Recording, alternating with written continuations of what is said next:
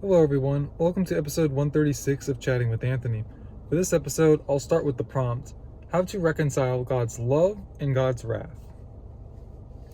Now, love and wrath actually go hand in hand. I would argue you can't have one without the other. Um, Now, according to if you have the mind of a child, and I'm not saying, well, okay, I'm going to backtrack a little bit. I'm not saying if you think this way, then you are being childish, but I will say that a child would view it as the love is good and the wrath is bad.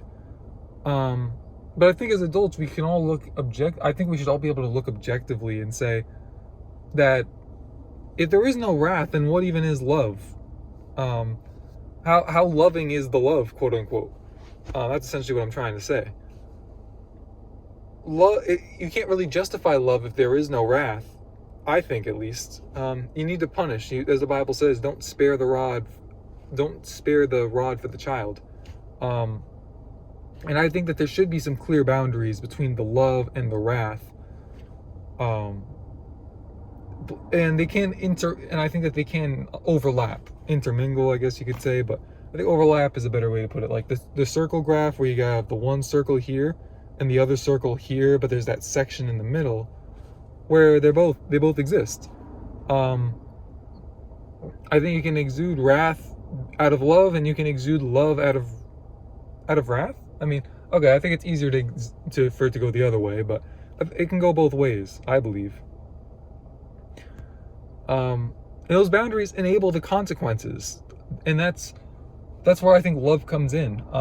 If you love someone, then if you're around someone a lot and you love them, they're gonna have moments where they're wrong, and you need to step forward and say that this is not okay, and that you need to understand how and why. And I think that we learn this lesson from God himself. His loving kindness, I believe, steers us away from his wrathful judgment. The wrath of God is a terrifying thing, I think, at least. And that is why I think that the love of Christ, the sufficiency of it, and I think that that's where the importance of it comes in.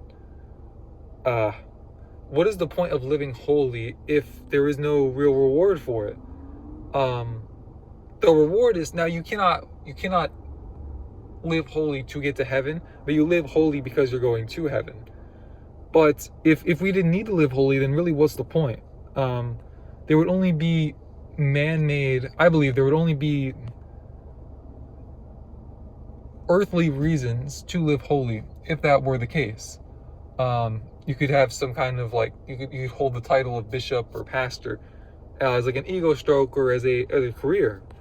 And I don't think there's anything inherently wrong with wanting to do that as a career. I think it's actually a really good thing. But there's a fine line where you have to be okay with not doing it, quote unquote, for the money. I think that we look at the ones who clearly do it for the money, and we can see the problems that are caused as a result of that. Again, we have to. When you serve God, you serve him out of love. You serve him out of fear, but out of fear,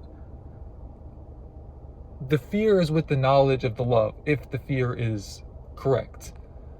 In the sense of, God is not like some angry power figure finger wagging us for all the things that we do wrong. But you do have to understand his wrath, and that there's a reason that the God of the Old Testament had a lot of people murdered.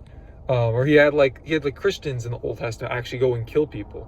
Actually, yeah, murder I don't think is the right word, because I think murder implies there was something unjust. There were a lot of killings in the Old Testament. You can go read Samson, the stories like Moses, I think it was Moses or Abraham, one of them. There's like thousands that they went and slayed thousands in their own camp for serving idols. There's the story of Noah, where God just sends the flood, and who knows how many people were taken out with that. And that's all a part of God's character. That's all a part of his loving, kind, and vengeful character. We should try to exude his character. Now, that doesn't mean we try and play God. That's a very dangerous game for us to play, trust me. But we should be careful with only wanting to do one or the other, of only wanting to show grace or in the name of love, and only wanting to show anger in the name of vengeance or wrath. We have to understand that we're not God, and that we should try to view it as if we are God, while also having the humbleness to say that we're not God. Very complicated, I know, but that's why we need Jesus in our daily walk. But yeah, that's really all I have for this episode. Essentially, you reconcile God's love and wrath by saying that you can't have one without the other. Again, I know it's tougher done than said. Easier said than done, as the saying also goes. But no one said that this life is supposed to be easy. I know God Himself didn't. So the more life I live, the more I'm actually kind of grateful that it's not easy. But that's all I have for this episode. So thank you guys for watching. Stay safe. God bless. And according to my mom's advice, I'm gonna try to stop calling you guys bozos. So I'll see you guys in the next one.